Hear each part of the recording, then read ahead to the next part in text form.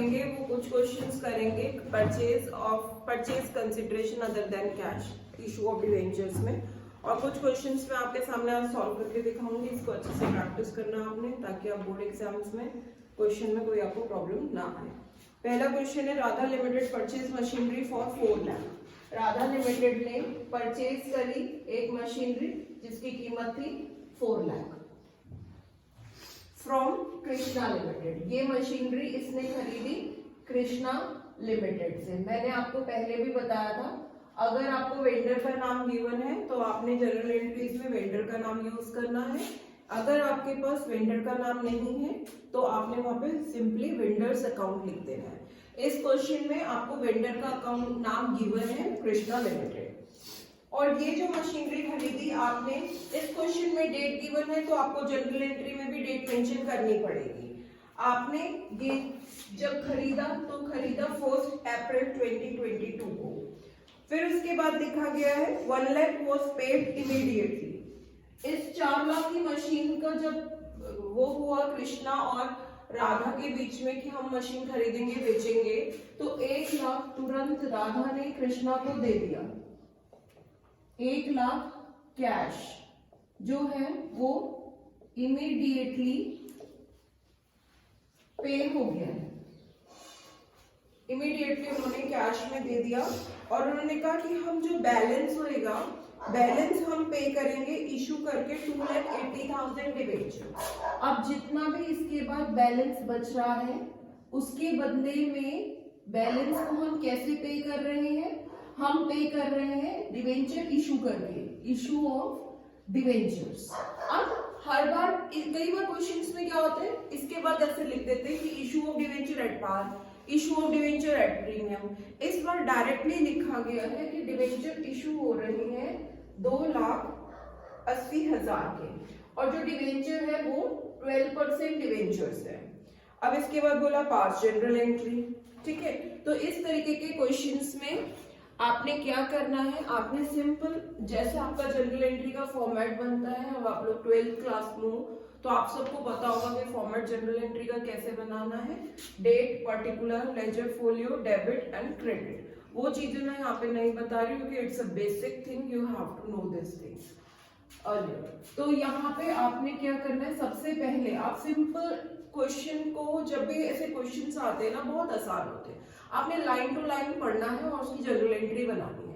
जैसे पहला क्या है, Radha limited purchase machinery 4 lakh from Krishna limited. भाई कृष्णा लिमिटेड, राधा लिमिटेड ने खरीदे मशीनरी खरीदी, तो राधा लिमिटेड के पास क्या आई, मशीन आई, तो मशीन अकाउंट डेबिट, और वो मशीन किससे आई, कृष्णा लिमिटेड से, तो कृष्णा लिमिटेड अकाउंट, ठीक है। तो अब यहाँ पे कितने रुपए की मशीन आई, 4 लाख की, तो हम यहाँ पे 4 लाख रुपए मेंशन कर देंगे। उसके बाद अब नरेशन भी आपको आता है लिखना कि purchase machinery from Radha Krishna limited, और यहाँ पे तारीख जाएगी 1 अप्रैल 2022। उसके बाद क्या हुआ, हमने इमीडिएटली मतलब तुरंत हमने ये डिसाइड करा कि हम उसको कैश दे देंगे।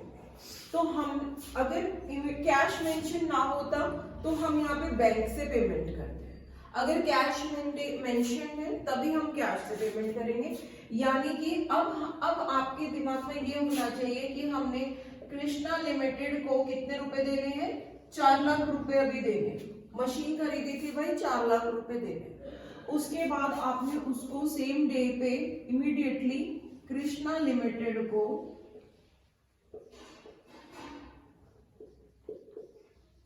क्या दे दिया, कैश दे दिया। अगर कैश दिया तो कैश, ठीक है। अगर उन्होंने बोला होता कि पेमेंट करी तो कंसीडर करते कि बैंक से पेमेंट हुई है। अगर यहाँ पे ऐसा भी होता है कि immediately committed that they were paying in next 3 month या पेबल एट नेक्स्ट 3 मंथ, तो वहां पे आप लोगों को ये दिमाग लगाना है कि उन्होंने कहा कि हम 1 लाख रुपए देंगे लेकिन अगले 3 महीने बाद देंगे। यानी यहाँ पे कैश की जगह बैंक हो सकता है और कैश की जगह बिल पेबल की कंडीशन हो सकती है। अगर नेक्स्ट 3 मंथ्स बोला तो कैश की जगह पे बिल्स पेबल यूज करें।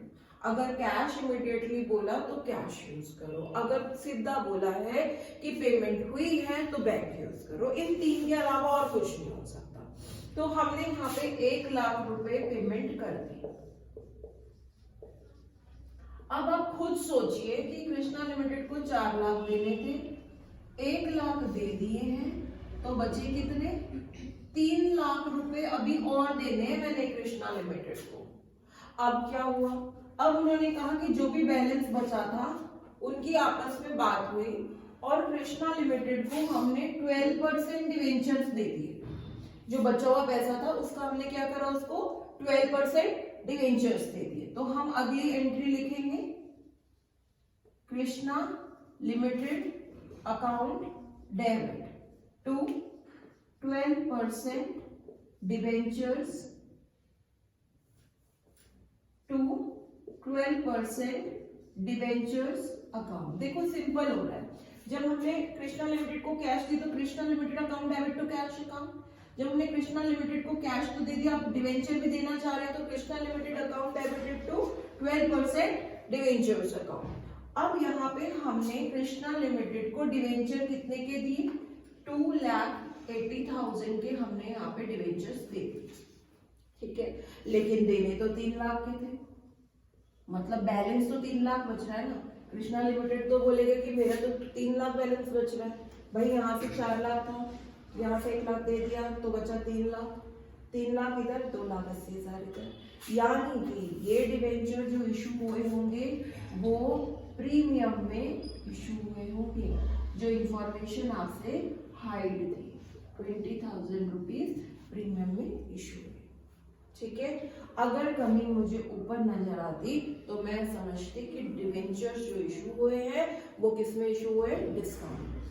तो ऊपर में डाल देते discount on issue of debenture account debit. अब आपको मेन चीज क्या समझनी है, अगर यहाँ पे आपको परचेज कंसीडरेशन दे दिया, कुछ एसेट्स दी हैं, कुछ लायबिलिटी दी है, उस केस में यहाँ पे अगर कमी ऊपर पे आई तो आपने लिखना है गुडविल, और कमी अगर नीचे पे यानी अगर कमी क्रेडिट साइड पे आई तो आपने लिखना है कैपिटल रिजर्व अकाउंट, ठीक है। और इस कैपिटल रिजर्व से अपने डिस्काउंट को एडजस्ट करना है लास्ट एंट्री। फिर उसके बाद अगर आपको यहाँ पे ये चीज गिवन है कि भाई इतने डिवेंचर्स इशू कर दिए इतने रुपए की, तो कमी अगर डेबिट में आई तो होगा discount on issue of debenture account, और अगर कमी क्रेडिट में आई तो होगा सिक्योरिटी प्रीमियम रिजर्व। तो ये आपको पता होना चाहिए।